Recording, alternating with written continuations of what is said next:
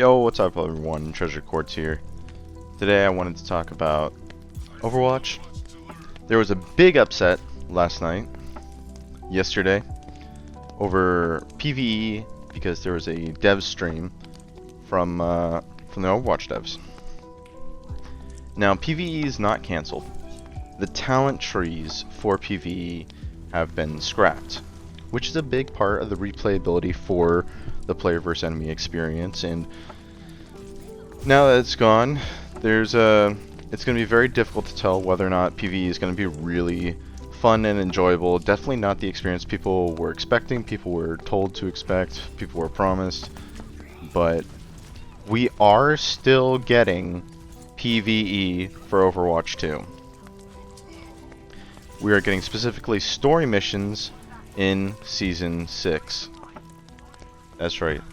Just because we're not getting PvE the way that we normally thought, we're not getting a campaign mode, we're getting like story missions, like limited time events. Maybe they're permanent events, that'd be pretty cool. And we won't be getting talent trees, which kind of sucks. They also released a roadmap, and that will be Quest Watch, a new limited time event in Season 5. The theme will be Mischief and Magic. There will be another cinematic reveal. We're thinking maybe this is Sojourn cinematic. The Summer Games will be returning.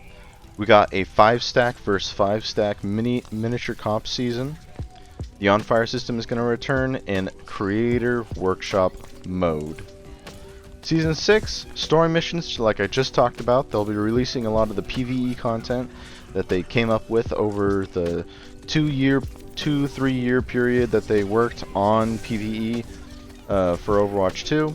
They'll be releasing those missions individually, and we'll be getting more events like that in the future.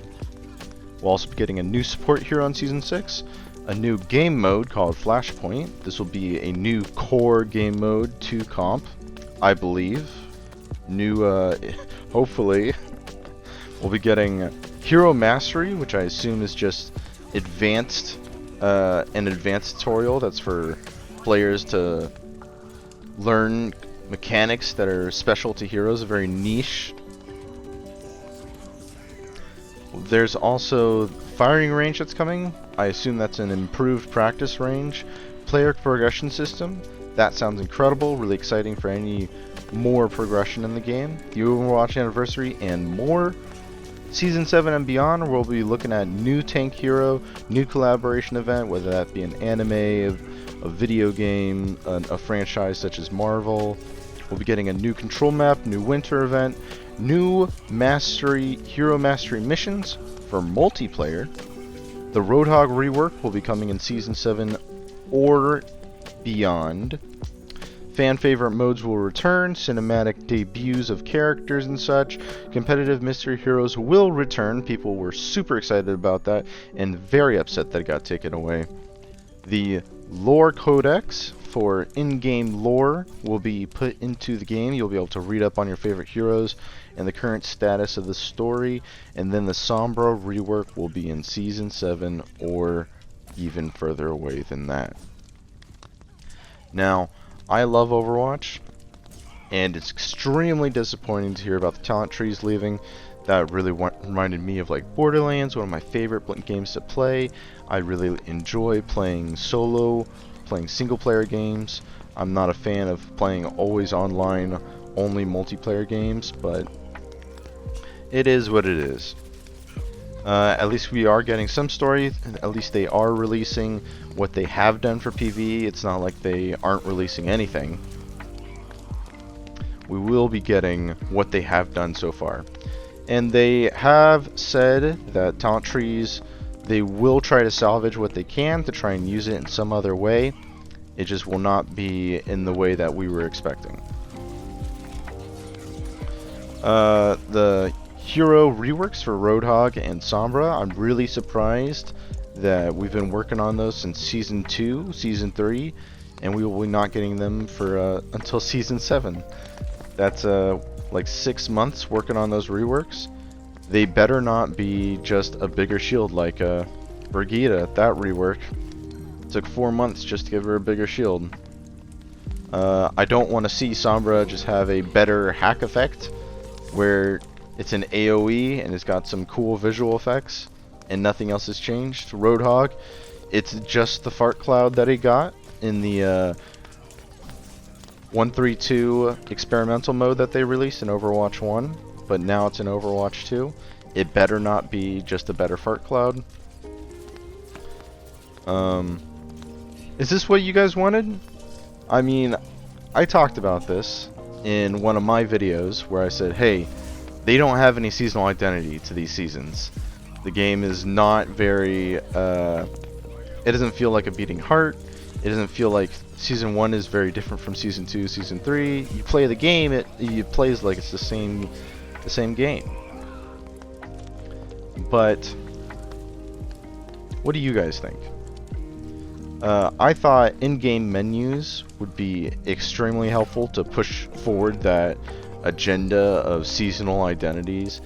You know, imagine playing that Star Watch Horizon Lunar Colony map and being able to talk to Sigma to get your daily and weekly challenges. You know, that would be really seasonal based. Another thing that they could have done is, you know, the Horizon Lunar Colony they had for Star Watch? Making every single map during a season stylized toward that season's theme. That would also go a long way to providing some seasonal flavor, some seasonal identity, making the game feel different from the other seasons. Because that's what the devs seem to be going for, and that's kind of how they're justifying PvE, is that, well, it's a live service game, and we're putting a whole lot more effort into the seasons than we were in Season 1, so we actually don't have any resources to put in time into PvE, so expect better and more things every season, which I'm not excited for. I don't like that trade-off. I wish they would come up with better cosmetics. This player progression system, I hope it's something that's really good. Progress is something that Overwatch has always had a problem and really struggled with, is rewarding players just for playing the game, giving players a reason to just play the game in general. Some ideas I had was a calling card challenge system, where you already have challenges in Overwatch, but formatting it in a calling card style like how Call of Duty does theirs, where you get challenges that are difficult to do, and then when you complete them you get name cards, backgrounds, titles, experience, etc.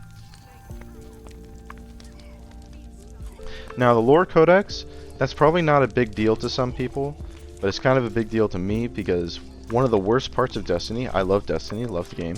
The problem I don't like about it is that a lot of the lore, a lot of the story, the reasonings for why you're doing things and why things exist, how things work, is all online at Bungie.net. So you get an item and then you'd go to read up on it and it would tell you, yeah, visit the website to learn more about the lore. Oh, okay, thanks. It's not like I wanted to read it inside my game or anything that I'm actually playing. Things that I still hope will come was in-depth hero missions where you don't have to go to the wiki every time you want to look at a stat. And, well, I guess there's not much else to talk about. We got the roadmap. PvE is still coming, but talent trees are not. I'll catch all of you guys in the next video. Subscribe if you want to. Leave a comment down below on what you think, and like the video.